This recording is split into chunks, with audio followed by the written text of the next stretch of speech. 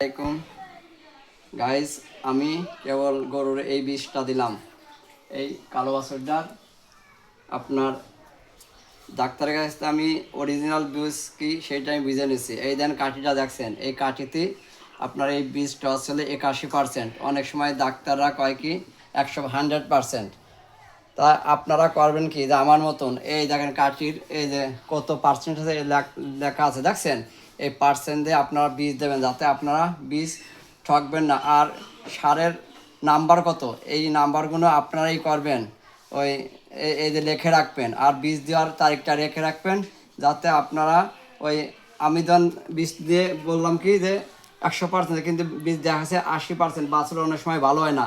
তাই আপনারা সঠিকভাবে এই কাঠি দেখে আপনারা বীজ দেবেন এবং উন্নত মানের বীজ দেবেন। আর আপনার বেশি বেশি করে যে লাইক কমেন্ট শেয়ার করে ছাড়িয়ে দেবেন। আর ইউটিউবেতে যারা সাবস্ক্রাইব করবেন ইনশাল্লাহ।